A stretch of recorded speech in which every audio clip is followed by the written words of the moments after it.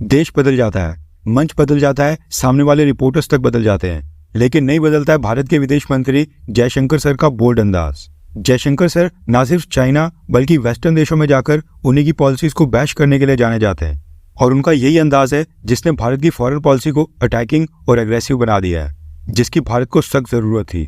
क्योंकि अगर दुनिया की उथल पुथल के बीच भारत को एग्रेसिव और बोल्ड अंदाज में डिफेंड करने वाला हमारे पास कोई ऐसा विदेश मंत्री नहीं हुआ, तो ये सभी देश भारत को फिर फॉर ग्रांटेड लेना स्टार्ट कर देंगे।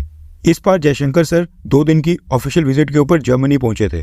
पिछले कल उन्होंने जर्मनी की विदेश मंत्री एनालिना बैरबॉक के साथ वहां पर मुलाकात की।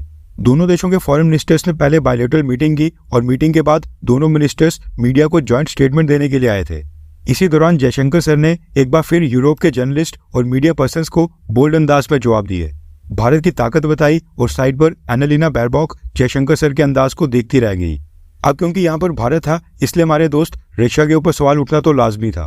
रशिया के ऊपर जवाब देते हुए जयशंकर सर ने कहा कि जब भी यूक्रेन वॉर के ऊपर कोई पीस समिट होता है उसमें रशिया को इनवाइट करना ही पड़ेगा।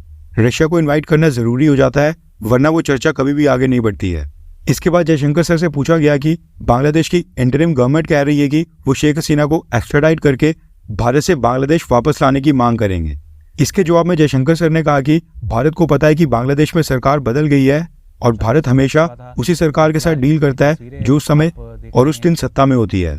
भारत डिप्लोमेटिक चैनल्स के माध्यम से बांग्लादेश की सरकार के साथ बातचीत कर रहा है, ना कि प्रेस और मीडिया में क्या रिपोर्ट्स आ रही हैं उनके आधार पर। इसके आगे जर्मनी के मीडिया हाउस से बात करते हुए जयशंकर सर ने कहा कि पिछले 10 सालों में भारत पूरी तरह से बदल गया है। हम ऑलमोस्ट $4 ट्रिलियन की इकॉनमी बन गए हैं, वो भी 8% की ग्रोथ रेट के साथ। हम भारत में हर साल 8 नए एयरपोर्ट्स बना रहे हैं, 1 से 2 मेट्रो सिस्टम्स हर साल भारत में बन रही हैं, 28 किलोमीटर रोड हाईवेज और 12 किलोमीटर रेलवे ट्रैक भारत में हर दिन डेली जुड़ रहे हैं, और भारत दुनिया में सबसे ज्यादा डिजिटल फाइनेंशियल ट्रांजैक्शंस करने वाला देश बन गया है। 13 बिलियन डिजिटल फाइनेंशियल ट्रांजैक्शंस हर महीने भारत में होती हैं, और 117 यूनिकॉर्न्स के साथ भारत में तीसरा सबसे बड़ा स्टार्टअप इकोसिस्टम है। भारत मून और मार्स के ऊपर लैंडिंग कर रहा है, और भारत के 43,000 स्टूडेंट आज जर्मनी में पढ़ रहे हैं। पिछले 5 सालों में जर्मनी में भारत के स्टूडेंट्स की संख्या डबल हो गई है। जयशंकर सर ने जर्मनी के न्यूज चैनल्स को बताया कि भारत अब वो पुराने वाला देश नहीं है, भारत काफी तेजी से आगे बढ़ रहा है और वैश्विक स्तर के ऊपर अपना खोया हुआ स्थान हासिल कर रहा है, और दुनिया को भारत को लेकर अपनी सोच बदलनी पड़ेगी। जो जीडीपी ग्रोथ रेट आज की डेट में भारत की है, उसको दुनिया की कोई भी मेजर इकोनॉमी अभी तक मैच नहीं कर पा रही है। जयशंकर सर ने कहा कि जर्मनी को भारत के साथ डिफेंस कॉपरेशन को बढ़ाने के बारे में सोचना चाहिए, स्पेशली जब भारत में प्राइवेट डिफेंस सेक्टर तेजी से आगे बढ़ रहा है। जर्मनी को अपने एक्सपोर्ट कंट्रोल्स के ऊपर दोबारा से विचार करना चाहिए।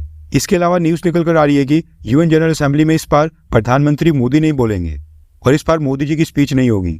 भारत की तरफ से जयशंकर सर का संबोधन होगा। प्रधानमंत्री मोदी बस अमेरिका में जाकर वहां पर क्वाड समिट को अटेंड करेंगे, इंडियन डायस्पोरा को संबोधित करेंगे और यूनाइटेड नेशंस द्वारा ऑर्गेनाइज किए जा रहे समिट ऑफ द फ्यूचर में संबोधन देंगे। ये चेंजेस एंड मौके के ऊपर किए गए हैं और भारत सरकार ने यूनाइटेड नेशंस को इसकी इन्फॉर्मेशन दे दी है।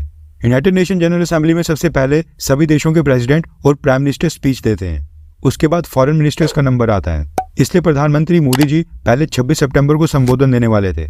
अब भारत के विदेश मंत्री जयशंकर सर को 28 सितंबर की डेट्स मिली हैं, और 28 सितंबर को Jaishankar sir UN general assembly में क्या स्पीच देते हैं हम उसको भी कवर करेंगे।